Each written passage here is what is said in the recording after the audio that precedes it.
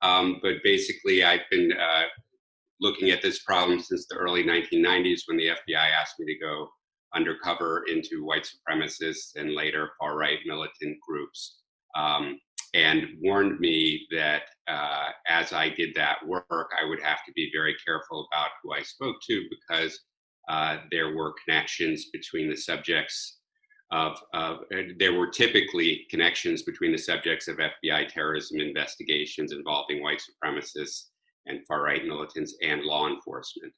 I was lucky that the law enforcement officers I worked with at the state and local level were excellent, and there were no problems in those cases.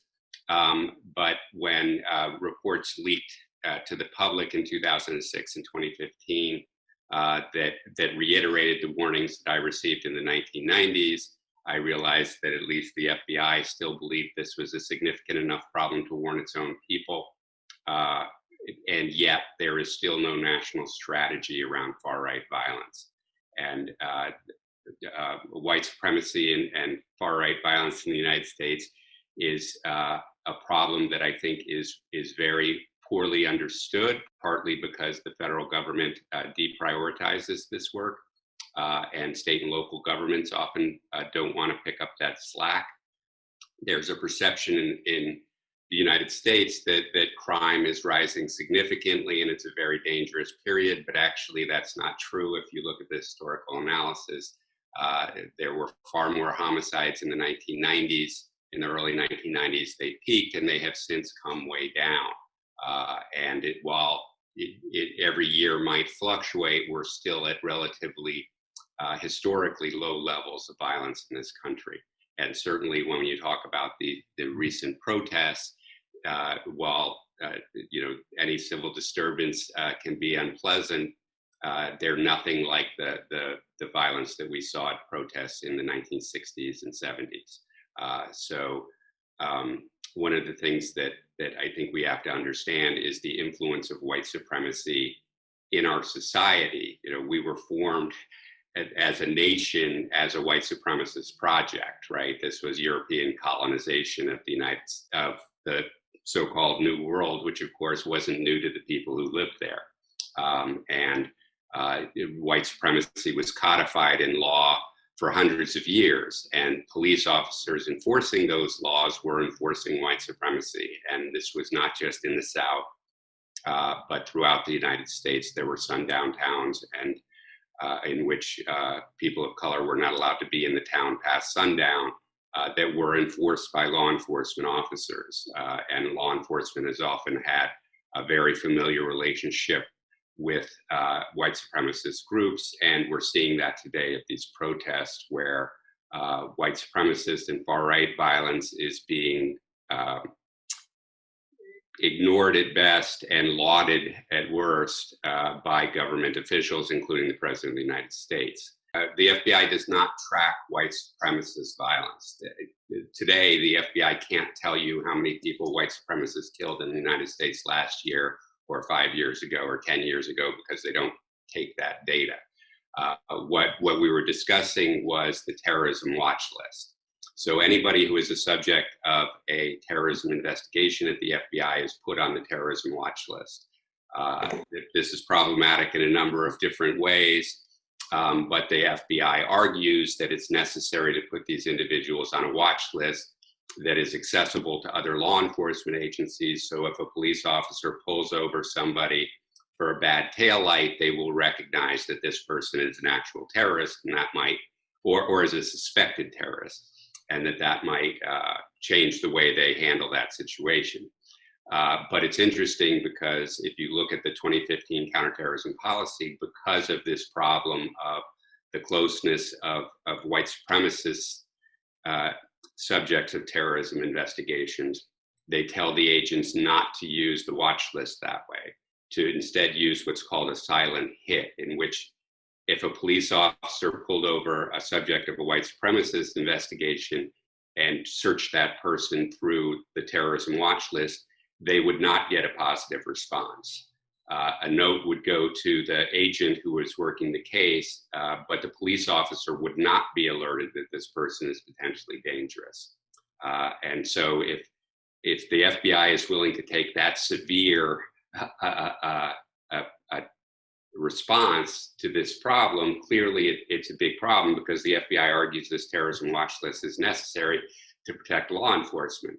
And the reason why is they don't want law enforcement officers searching for their white supremacist friends so that they can tip them off that they've come to the notice of the FBI. So obviously it's enough of a problem for the FBI to take that kind of significant action. And yet it doesn't have a national strategy to address it. To properly prioritize white supremacist violence, that can be done with the stroke of a pen. All it takes is the Attorney General saying that this is a major concern and needs to be addressed as a higher priority. Regarding the protests, there has been, from the beginning, an effort by the government at all levels to present the problem as a problem by outside agitators. And these are often ill-defined, sometimes called anarchists, sometimes called Antifa. The president has focused on the idea that this is Antifa, even though these are not anti-fascist protests. So it's quite a misnomer. But it's to divert attention from the fact that this is legitimate concerns being expressed by their community members, right? So anytime you hear somebody talking about outside agitators, it's twofold. One, because they want to say this isn't, our community loves us. This isn't our community. These are people from outside our community. And number two, it allows the more aggressive use of police violence, right? If your own community that you're sworn to protect is protesting against your behavior, inflicting violence on them is very hard. But if this is some agitator from outside your community, it's much easier to justify the use of violence. So you have to understand how that language is used. And this isn't just a US government problem, this is around the world, right? This is an authoritarian playbook that's used over and over again by different governments. As far as the uptick in violence, if you look at the data, there was a high number of, the peak of the violence in the 1980s, the 90s peaked in the early 90s and has come down significantly. We're literally at historic lows for reported homicide rates in the United States over the last several years. And because of that, you have a low data problem. So because the numbers are so low, when there is a natural fluctuation between these numbers from year to year, it can look like a significant rise, particularly if we're talking about certain cities, right, where there might only be 200 homicides a year, would be a horrible number.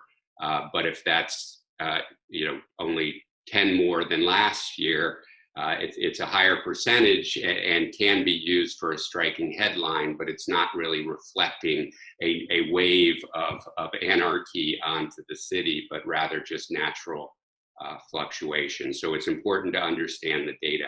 One of the interesting things that I think isn't covered well enough is that as the homicide rate in the United States has come down since the 1990s, so has the homicide clearance rates that police departments are reporting. So even though there are fewer homicides, law enforcement is solving fewer homicides. And that's something that I think needs a lot more inquiry.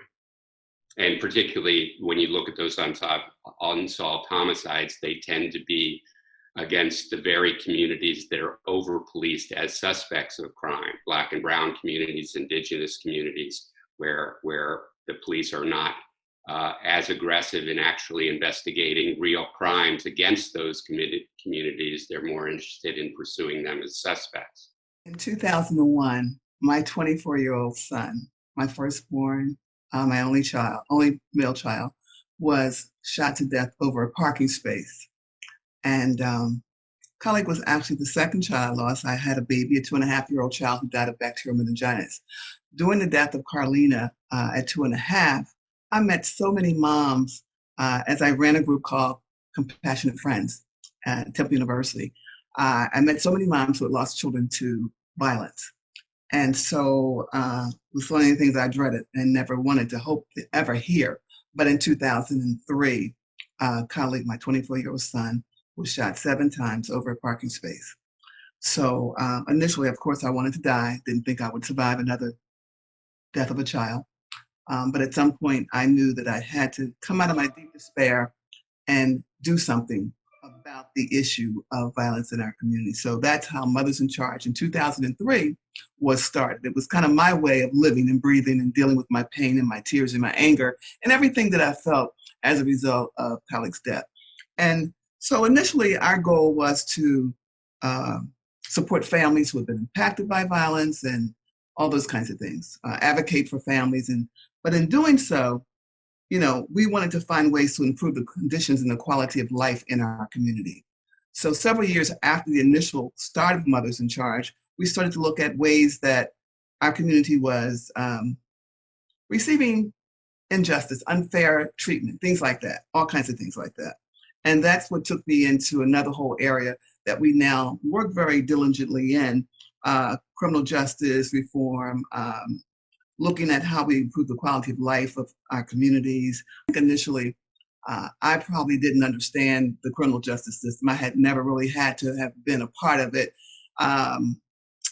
But in doing so and meeting so many people in our community that were impacted in so many different ways, I understood and had a better understanding of what was actually the injustice and oppression and all of the police brutality and things that were going on in communities of color.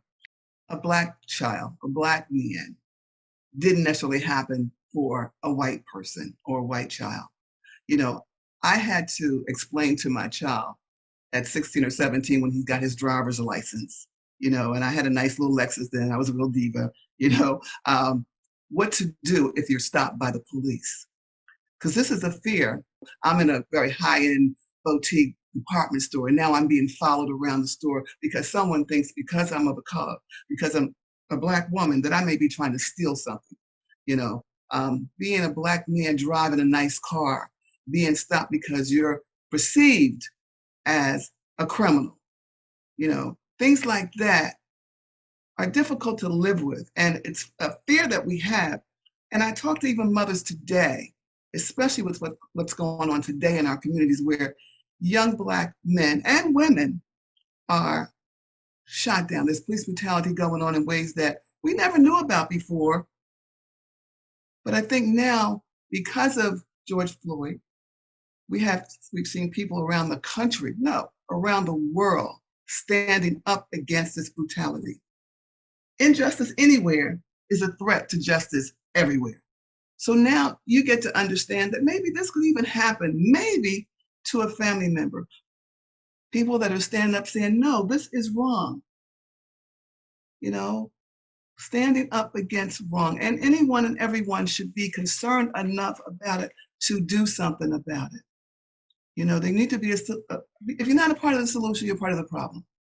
And I'm hopeful that this new movement that we see now in communities across the country will stand up. But we also need to see change at the top, because that's where it starts. We've got to have someone at the top who understands what is happening and not be in denial about it. You can't expect 83% of white men to understand the minorities in the communities that they work. You talk about community policing. How can it be community policing if you don't understand the community? Or if you're not really involved in the community? These people are coming from very different backgrounds where they may not have even known a Black person, but yet and still. And so they bring those thoughts with them. You've seen the social media comments that so many police officers made about their feelings and thoughts about Black people. Some of it's just, that's the way they think, and that's been ingrained in them as, probably from birth. But some of it's because they don't understand, they don't know any better.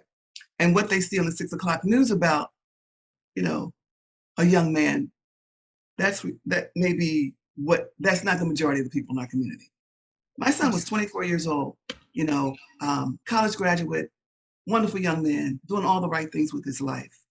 But whenever I talked about a homicide and him being murdered, being shot to death at 2 o'clock in the morning, I felt the need to have to defend who he was as a Black male. He wasn't a thug, he wasn't a gangbanger, but the idea of the fact that he was murdered, most people think, well, he was a thug, he was doing this, that, and the other. He was doing all kind of criminal activity. No, never. The coroner's report reported no drugs, no alcohol, nothing in his system. And him and his friends that's who they are. But if you pay attention to only the perspective that the media sometimes gives you, You know, the only thing you know about is what you see. There are young men that are graduating from Morehouse College and doing wonderful things with their life, but that doesn't get reported. So I'm hoping now in the opportunity tonight to be able to share my perspective on many young Black men in this country that are doing wonderful things. And you and everybody, you know, needs to understand that.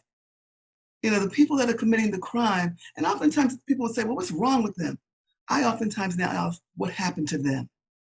Peaceful protesting is a God-given right. And I support that. I don't support looting or any of those kinds of things that we've seen.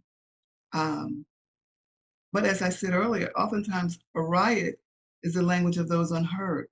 You know, there's something going on in these communities where you see that kind of behavior, that their voices are not being heard. As far as defunding the police, I don't know that that's the answer to everything. I think there's dollars that need to go to, say, for instance, mental health. You know, should a police officer be answering a call for someone who's clearly having an episode, a mental health episode, like we saw in Rochester, New York? Maybe had a mental health person with the dollars that that police officer were paid to go to that scene. Maybe had a mental health person been there. One of the major tenets of our work is of participatory defense, which is families whose loved ones are facing criminal charges, on how the families and communities could impact the outcome of the case and prevent or reduce an incarceration. To put it in the language of today's discussion, the way I would frame that would be the communities that are have been sacrificed in the name of safety, and as a result of law and order. And the reason why I wanted to start with that is because I think what today's moment is about is challenging some of the assumptions of what words are synonymous with others.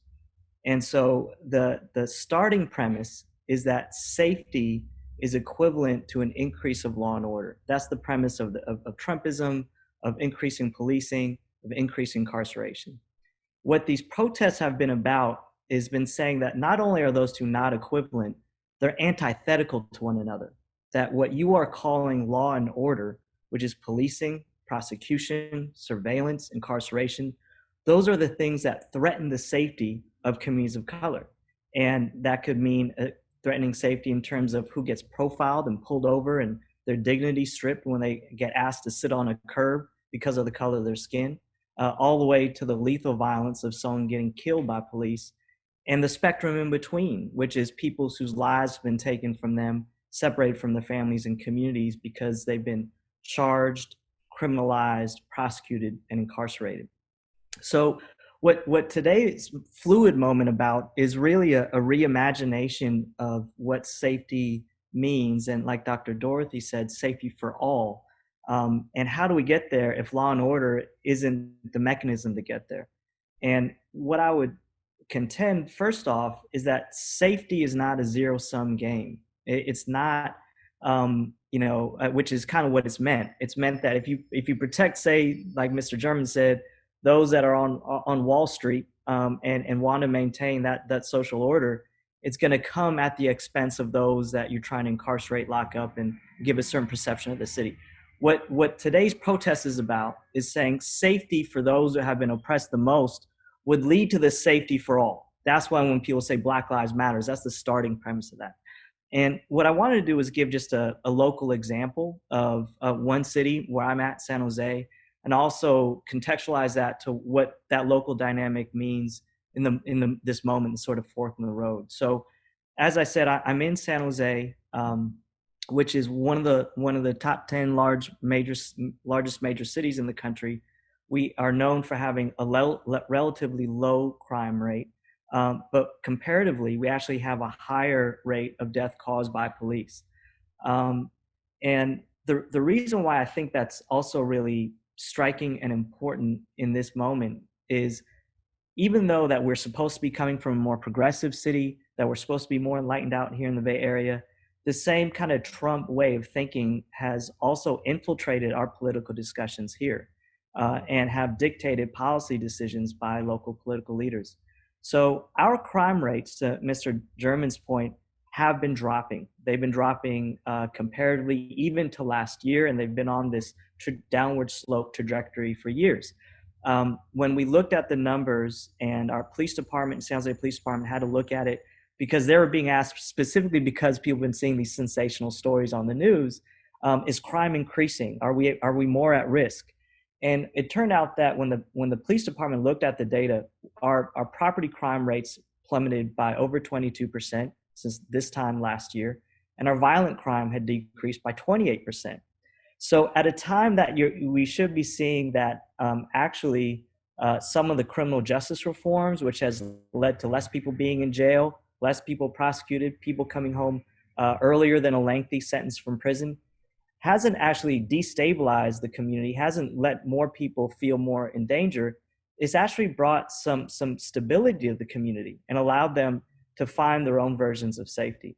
Yet at the same time we saw crime decreasing, we've seen a ramping up and really an expose of racism, not just sort of in the atmosphere or comments on the street, but from the actual institutions and apparatus that is employing law and order, meaning the police. So I think this was maybe mentioned before. Some of you had seen this maybe in the news, but there's a recent expose of a Facebook group of San Jose police officers that are both retired, currently active, and also at the administrative level, like sergeants, that had a Facebook group that was closed, that was shared by the partner of one of the members, that showed the most vile, racist, white supremacist language coming from those that have the legal authority to kill. That's what makes this so different. You had police officers having a picture of a woman in a hijab that said we should take her hijab off and use it as a noose next time. You had officers that said Black lives really don't matter, and all the other officers applauding and laughing. And mind you, these are officers that were assigned to monitor the protests downtown just weeks prior. The ones that I was at, that the young people were at. And so this is what the real fear is. The fear coming from communities that we work with and are surrounded by. It isn't so much just the racism that is longstanding and consistent. It's the fact that it's embedded into an institution that has the ability to kill, to harm, to strip you of your liberty.